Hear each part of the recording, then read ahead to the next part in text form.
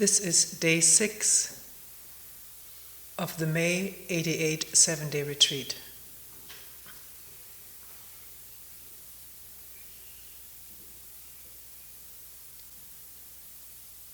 Yesterday's talk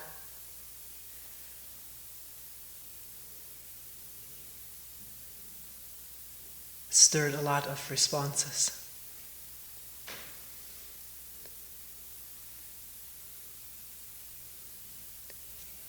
So we will continue today to look at what is thought.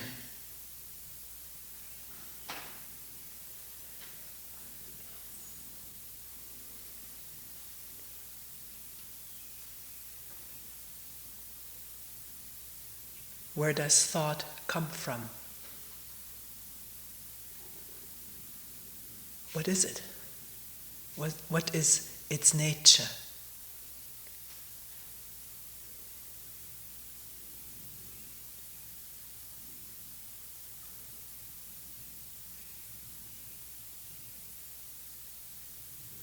And what is awareness or direct, intelligent perception?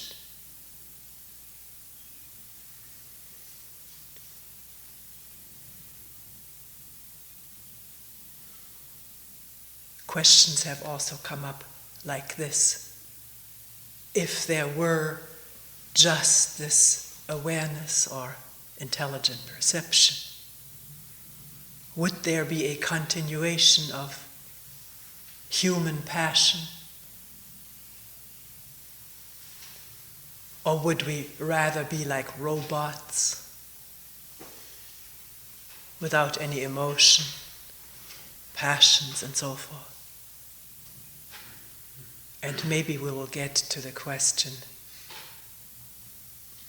what is love?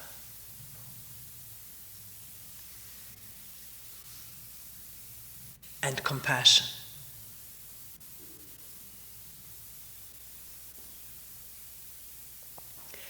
First of all, let us be clear that the concern here is not how to stop thinking.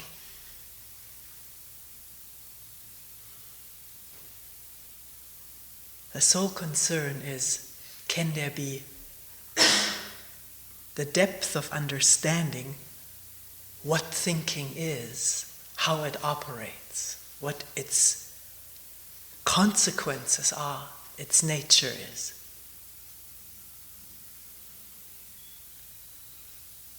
Not according to anybody's theory, but can there be insight in oneself of what this is?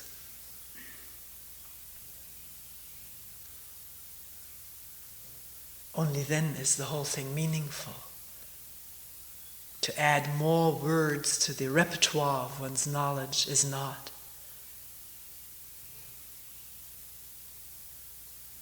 And yet, this question also comes up. Is there some significance in at least intellectually understanding what is being talked about? There is some significance in that. It seems that unless the intellect really understands and is satisfied that it understands, it will keep throwing monkey wrenches, create obstructions. And also something intellectually understood today may be directly seen tomorrow. We don't know.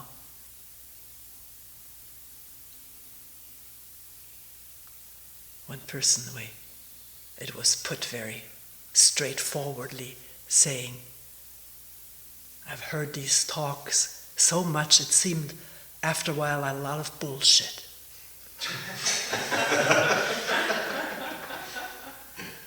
And yet at the moment that something was seen, it is really so, that's what it is.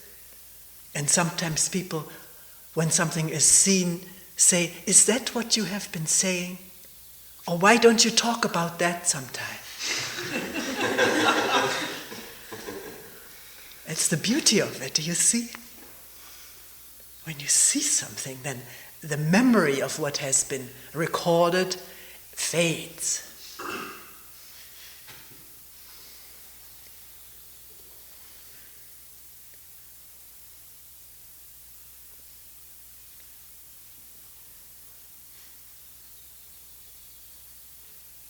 So, what is thought? What is thinking?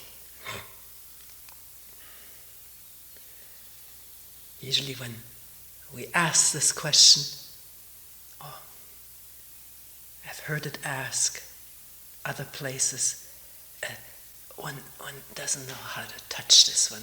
Say, I don't know what it is, or it is an illusion, it has no reality, or all kinds of responses from memory are given. But we're not satisfied with that. I want to see directly what thought is, where it comes from. Thought is not just an illusion or something insubstantial or like a bubble. Phantasm. These are words. Thought is an immediate physical process,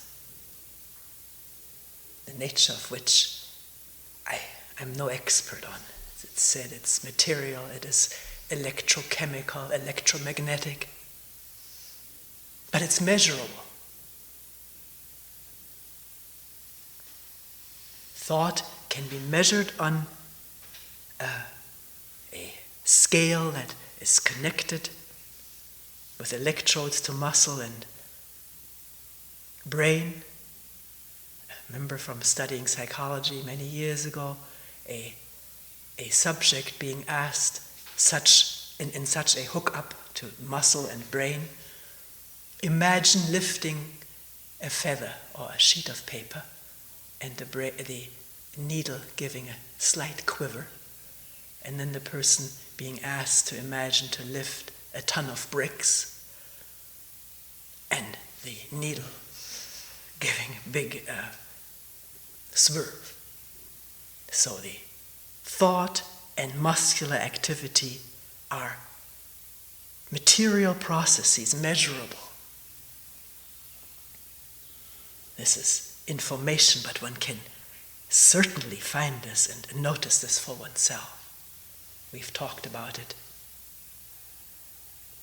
lots of times, how one frightening thought can immediately stir the whole physical organism into activity, pain, tension, stress.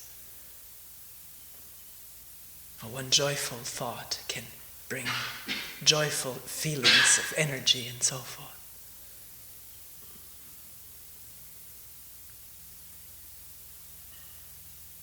And where does thought come from?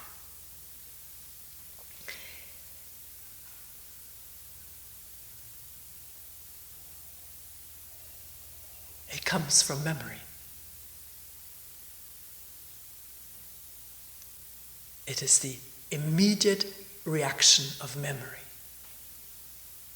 And here we're not just thinking of a verbal thought, it's thought, image, physical manifestation is all, we will all subsume this right now into thought. Right now, all of us who have ever seen a picture of, let's say, Gorbachev, can have a picture of him in the mind.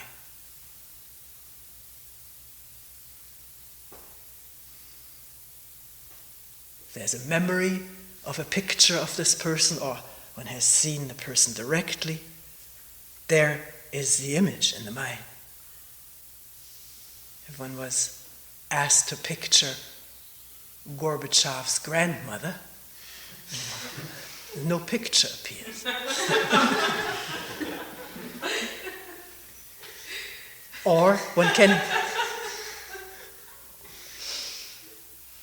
can begin making cartoons or imaginative pictures in the mind, which would come from memory again. How would such a grandmother look like, or have looked like?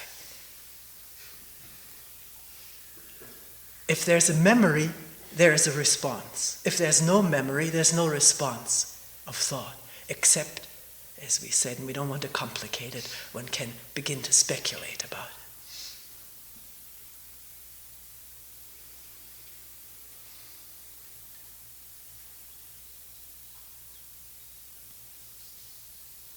Is that a surprise or something that is unbelievable, that thought comes from memory? Then let's experiment with it. Try it out for oneself.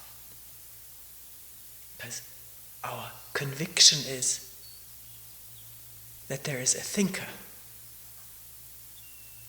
who produces thoughts.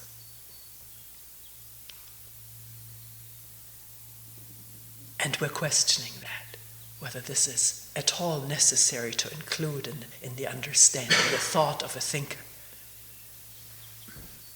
If one is convinced that there is a thinker, can one look for him or her? What is the gender of that thinker?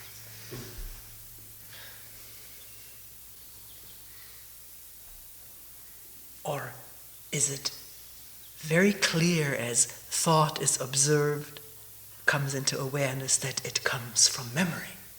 And if there's no memory, there's no thought.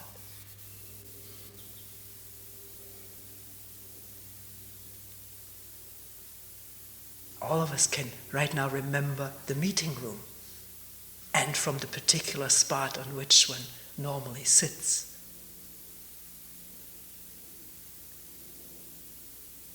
There's a memory of it, and there can be a thought about it, maybe even immediately associated feelings with the remembrance, because feelings are remembered as much as images. Emotions are remembered. If one were asked, what does the apartment look like that is next to the meeting room? If one has been there, there's a memory of it, an image. If one has never been there, there's no thought about it, no image of it. Unless the mind starts to speculate how it may look. And then there's memories used in that speculation. A recombination maybe of remembered possible things.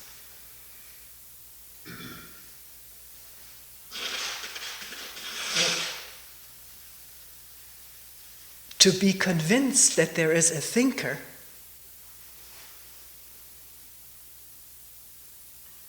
we're asking, is that itself thought and memory? Because at the moment that one asserts that there is a thinker, or that there must be a thinker, that is thinking, isn't it?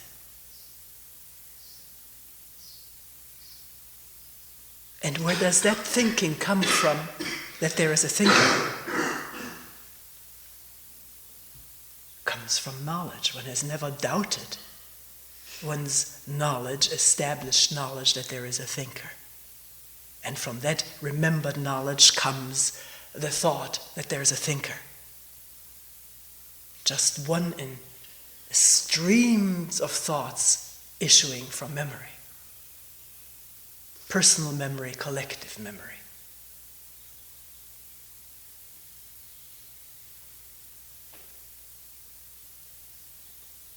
In observing this, trying to verify this for oneself, all one finds is thought upon thought upon thought, and in amongst this stream of thoughts, the thought that there is a separate thinker.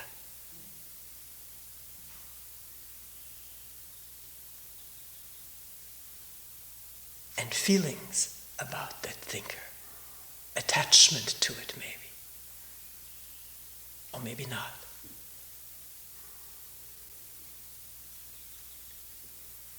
Is that clear?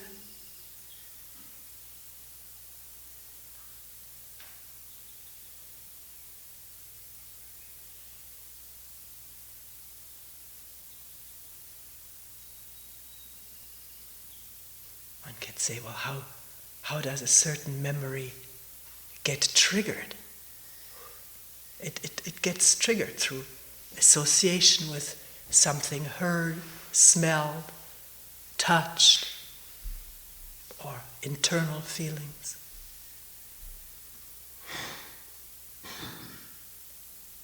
And memory responds instantly with thoughts, reactions, and so forth. We've talked about that many times.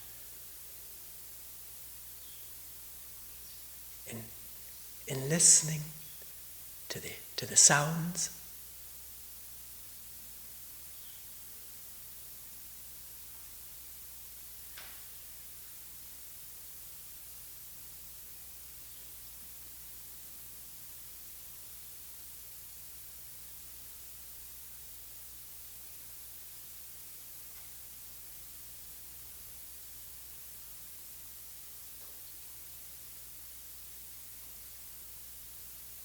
do words come up? A distant bird? Or can there be just the listening? Or if the word and picture of a bird and a tree or a bird in flight, if those pictures and words do come up in the skull, in the brain, are they perceived as pictures, which are not the sound that is perceived? The perception of the sound is one thing, and then there is the image of what the brain interprets the sound to be. If the difference between the image and the actuality of the sound, if that difference is not perceived clearly, then the picture is taken to be the real thing.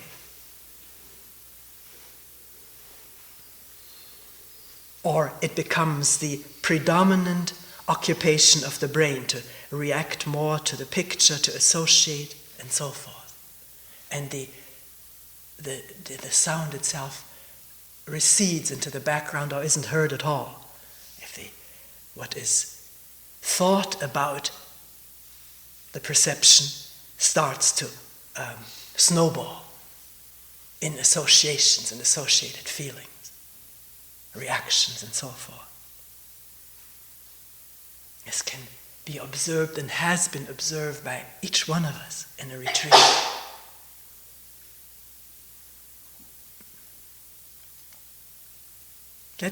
Let's look at what we've called so many times self-image, image of oneself. And in sitting here, there can be immediately an image of oneself sitting here. All of us have looked into mirrors, and there's also certain proprioceptive that one feels one's own body. There is a feedback. One has an image of what one looks like. Legs folded, the shirt one wears, the pants, the way the hair is and where the hands are.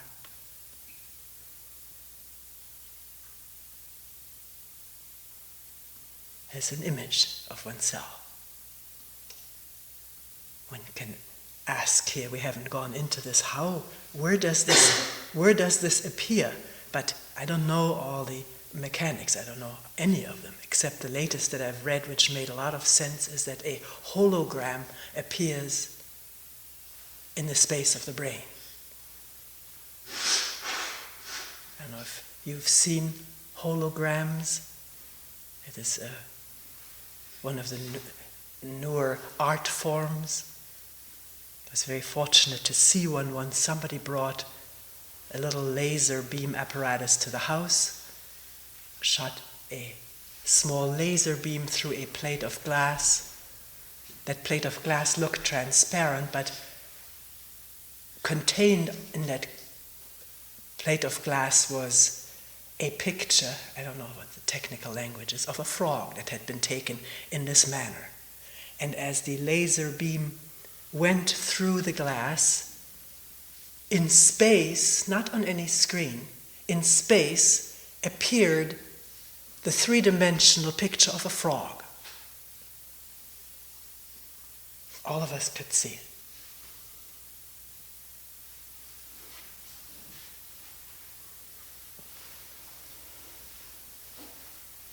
And this is maybe some such image appearance inside the brain.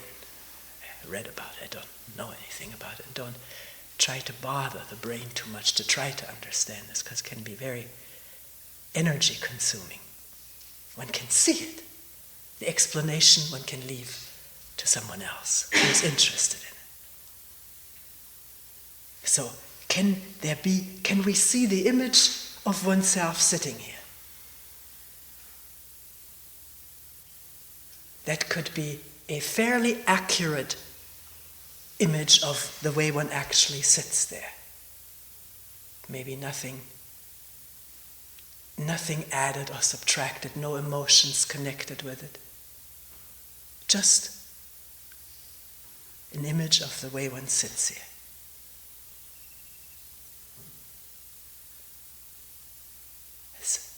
Is relatively harmless, particularly if one sees that the image in the mind isn't what this is. What this is not the image.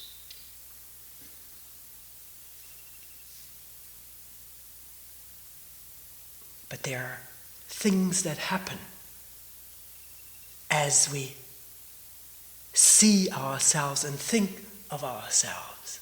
And what happens is attachment to that image. We are either enamored with it or we hate it. And there are all kinds of shades of variation, gradations in that. In either case, for most of us, we try to protect that image if we're unaware of the whole process. We try to protect it, cherish it, defend it.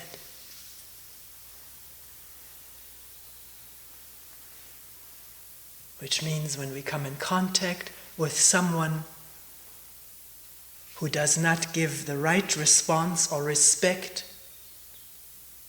or treatment to this image, we respond with defense or attack, hurt, withdrawing or lashing out.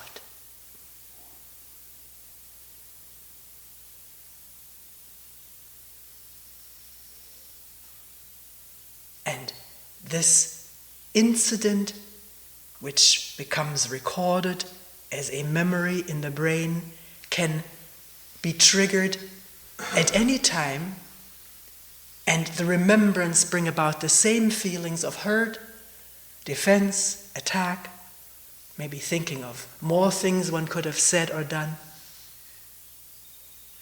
The response of memory in thought and picture.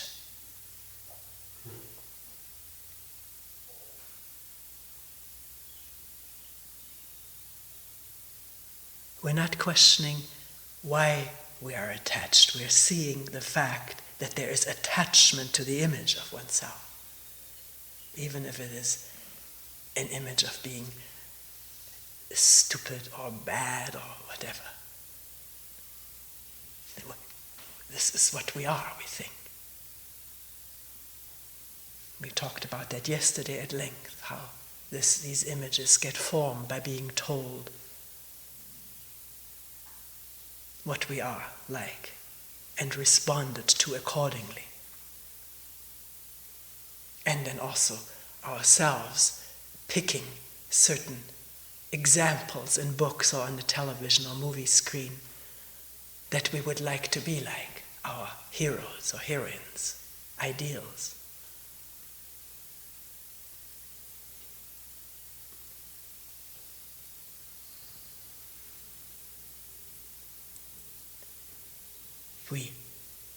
We feel security and comfort in being together with people who share similar images of themselves, then we feel at home and more protected.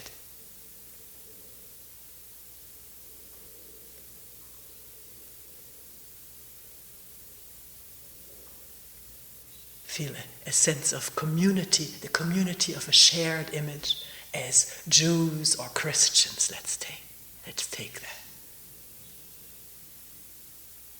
One person with whom I discussed this once said, in spite of everything, you say, I'd much rather, I wouldn't think of not moving into a Jewish neighborhood. I want to be with the people that I'm accustomed to. I wouldn't dream of moving into a Christian neighborhood. And a very close friend who once moved to another town asked the realtor to look for a Christian neighborhood.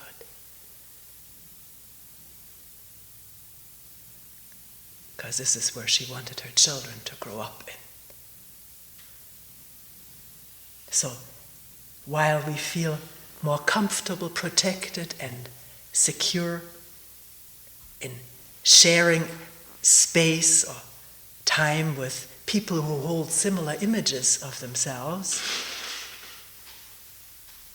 we also separate ourselves from each other and become targets of discrimination to each other.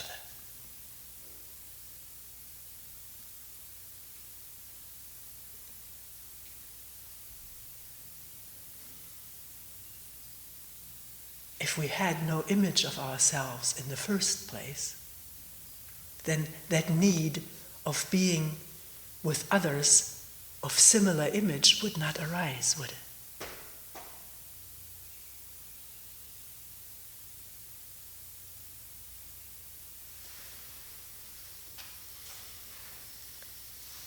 So, whether it's possible or not to live without this imaged and shared image has to be found out by each one of us.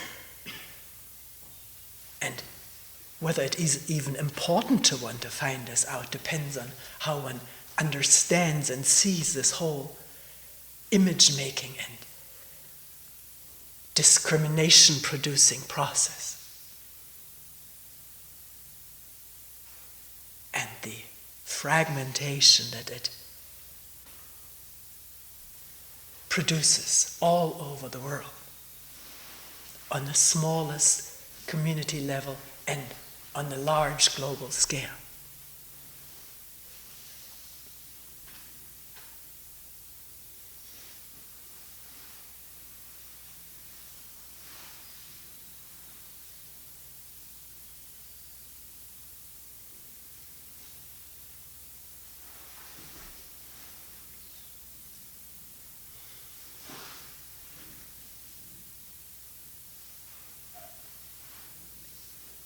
The way memory puts out thought after thought after thought is a mechanical process.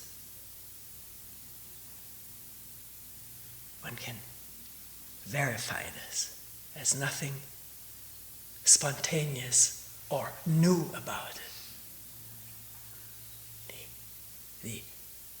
The images that come up come from deposited memories and are then imposed upon a new situation. The image of a bird is not the bird that's singing right now. The image of a Jew or a Christian is not that person. To find out what a person or anything is, one needs to look afresh without the image, being aware that the image comes up, but that the image is not the person, the thing.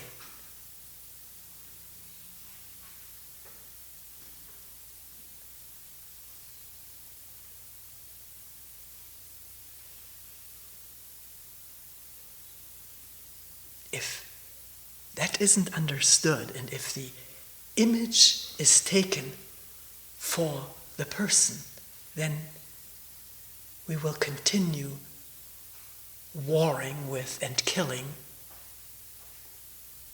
people, thinking we're killing images. And we're not thinking we're killing images, but that's what the guns are aimed at images.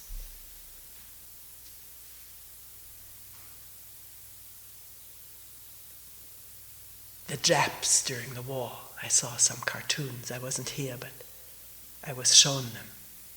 Very similar to the cartooning that was taking place in Germany of the Jews.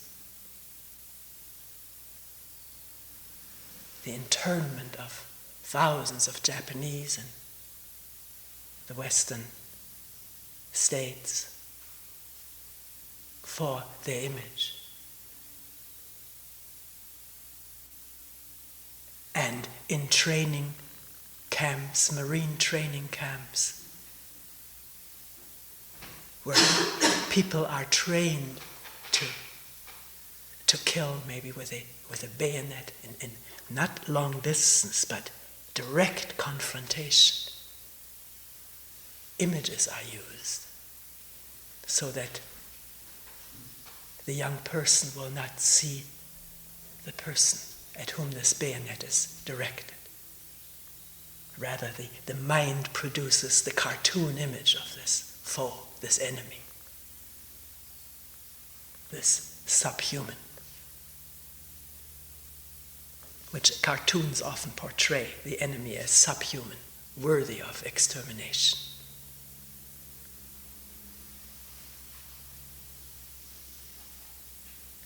So, by thinking about this, looking at it, it becomes very essential, doesn't it, to understand the mechanisms of the mind.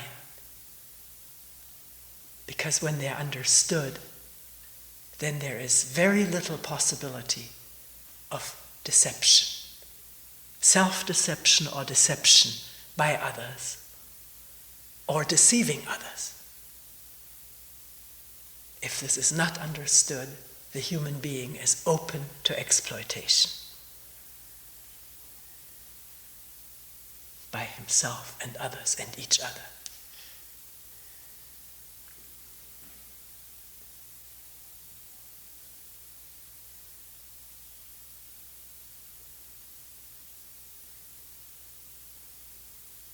So again and again we're asking this question whether, even though we had an argument yesterday, irritating each other over something,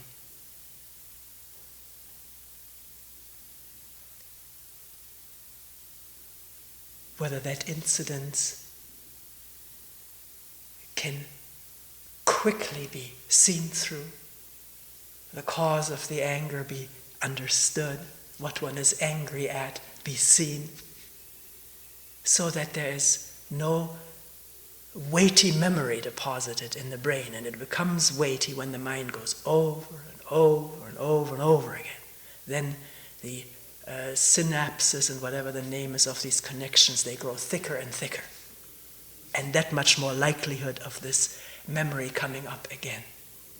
But if it is understood immediately what happened at the flare-up of an irritation or anger, it's understood, seen, then even though something the brain always records, but it's not strengthened. It may be so weak that it fades, doesn't sustain itself. So tomorrow, or maybe in 10 minutes, maybe the next moment, there can be a clearing of all of that. Not that I forgive you for it, or I won't hold it against you. It's just not there. I've forgotten about it. Or if it arises, it's seen for what it is, and it's not this real person. Whatever he or she is, what is he or she if there's no image of him? We have to meet each other, don't we?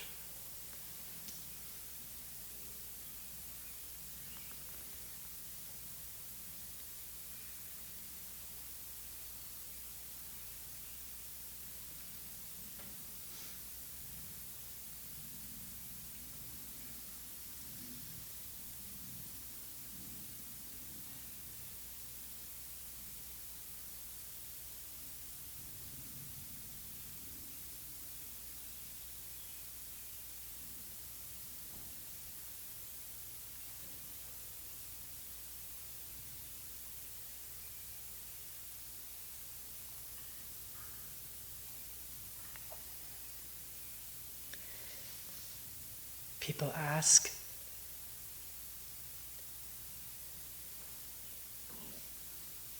is all thought divisive, unnecessary? That's one has to watch it. There's the whole realm of our practical life. Buying food, cooking food, building a house, going to work, driving the car, typing a letter on the typewriter or on the computer, where there's thought involved, obviously. There's thought involved in talking. There's memory involved in speaking a language.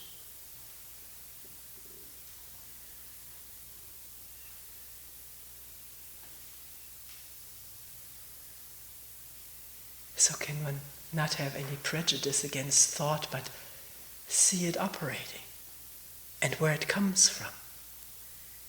Does it inevitably come from memory? Or can there be something else in the operation of thought? Because as we're talking right now and listening, although there's memory operating, memory of language, the memory of examples chosen, the mind is open. It is not compulsively run by memory. It's open and it sees what is memory. And there's listening and hearing of what is not memory. Listen. That's not memory.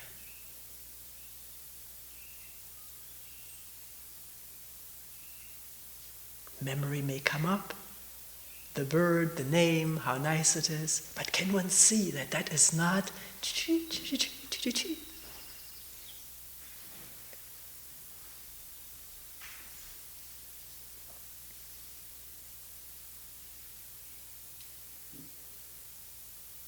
So when the mind is open, perceiving openly, then an intelligence comes into being, and thought proceeds intelligently rather than compulsively. Can we say that? It is verified, seen for what it is in its limitation, and seen for its usefulness in communication.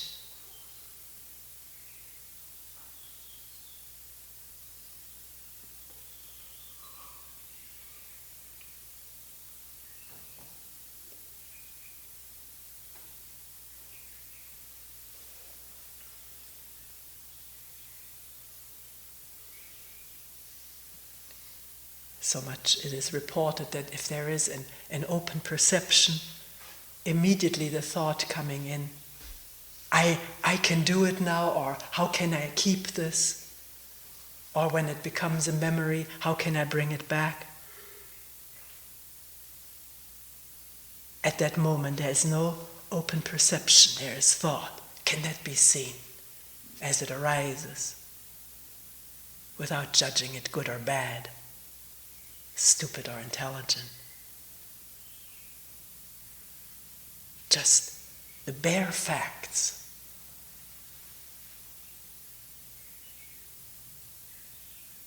Another thing that is reported is that when there is seeing what thought is, what the self is, thought quiets down. No thought. And then an uneasy feeling, fear coming up at this state of no thought. But is this really a state of no thought? If there's no thought, there's no fear. Fear is always connected with some thought or feeling.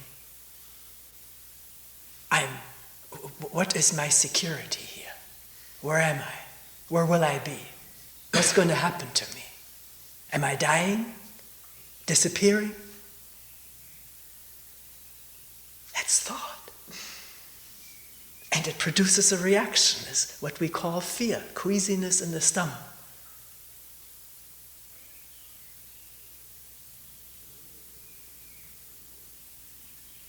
There's been a lot of queasiness in the stomach in this retreat. And not just because of a bug. It's because of this uneasiness when this whole self-structure is questioned and glimpsed and loses its rock-solid appearance.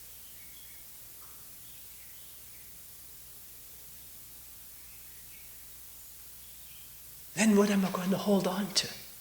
It's thought, conditioned thought. You see that? There's nothing to hold on to. And thought, an image that one holds on to, is the most insecure thing that we human beings are creating for ourselves, resulting in local and global warfare.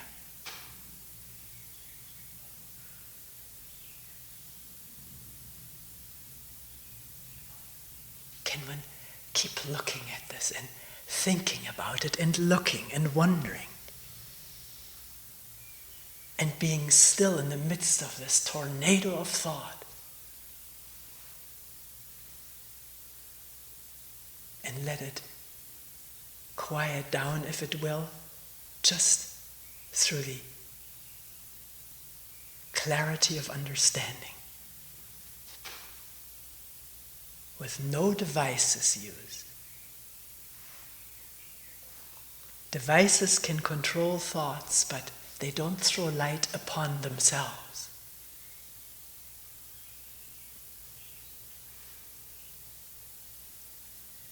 Nor on the situation that one is trying to control.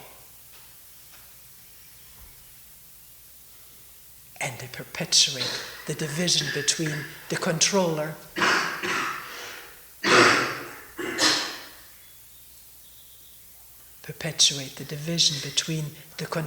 and what he, she is trying to control, which is a thought-produced division and conflict. In truth, there's only thought upon thought upon thought with its associated feelings, emotions, etc.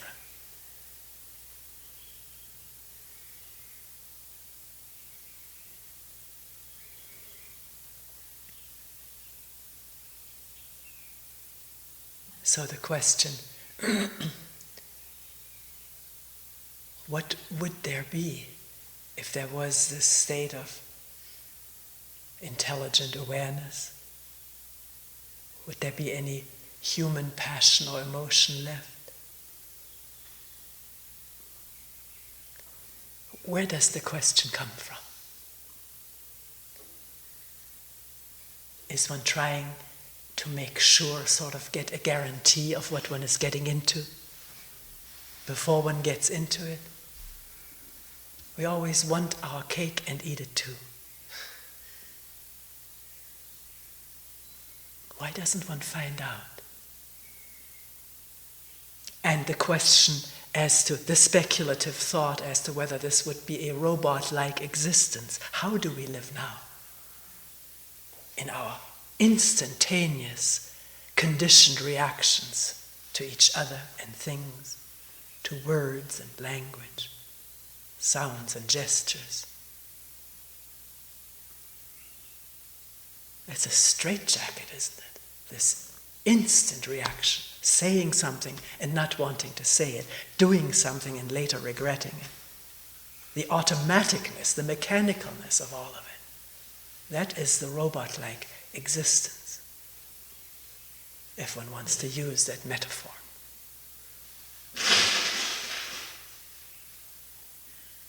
As for the human passions, what are they? Can one touch them, be in touch with them as they come up? Not value them or devalue them, but understand them.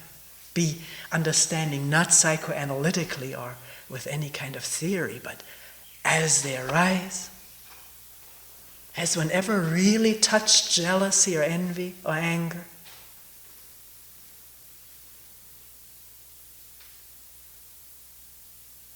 Without immediately separating from it as I am that, I have a right to be that, or I shouldn't be that, which is not the immediacy of just being that.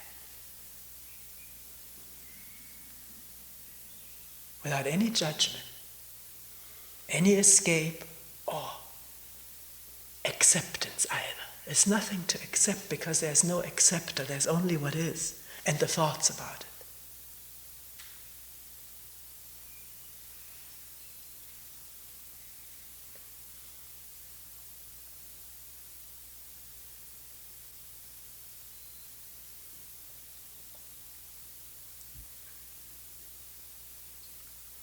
The passion, the human passion that we call love,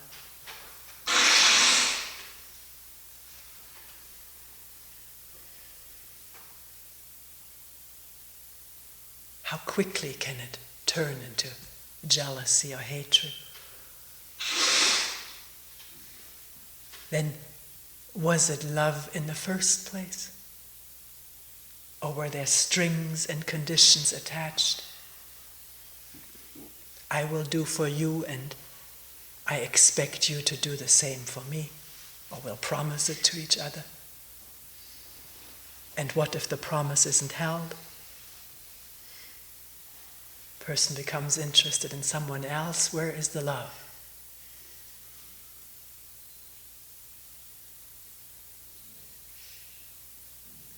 I'm not maligning human beings. Sometimes people say, you always talk about human misery. Why don't you talk about something nice?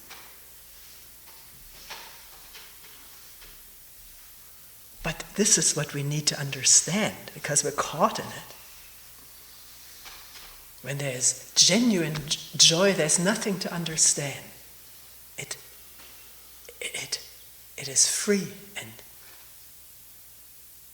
lives on its own.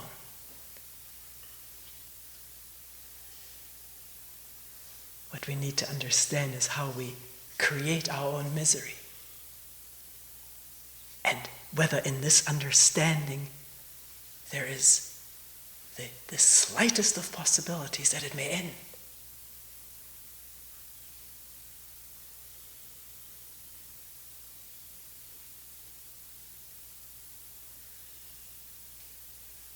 It's only when the mind is free from this attachment to image of itself, image of oneself and others, free, understanding the image, and therefore not overpowered and dominated by it compulsively.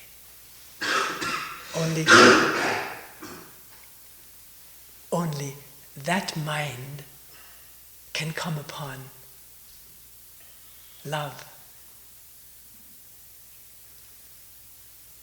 which is unconditional, not dependent on what you do for me or what I want of you.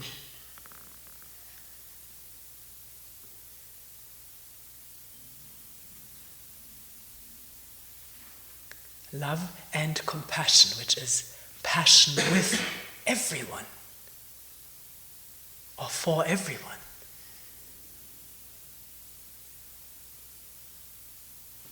Not just one individual or one little family.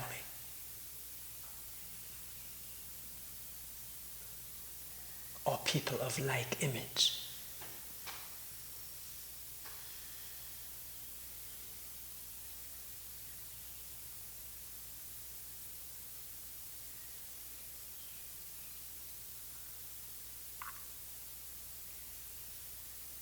And that love and compassion may express itself or not. It's not this urge for self-expression that we experience when we're attached to self.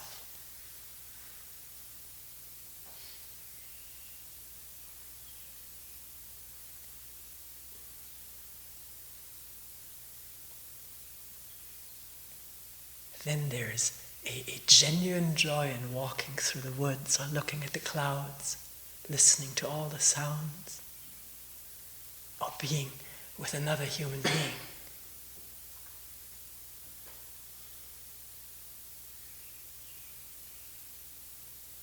Quietly, silently, or looking at something together. And there's an energy which is not blocked and knotted and channeled and contradictory, as when there's this attachment to image.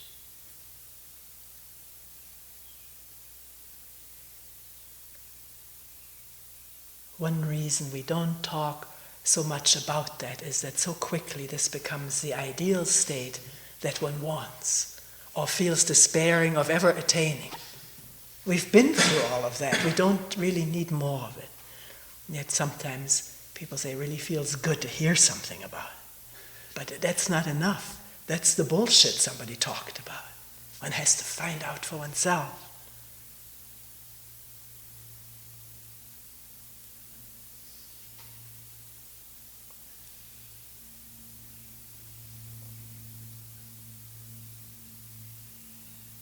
There's no concern here whatsoever for reaching a state of perfection. That's what's mentioned sometimes too. But to understand how we are, as we are this moment, without acceptance or condemnation.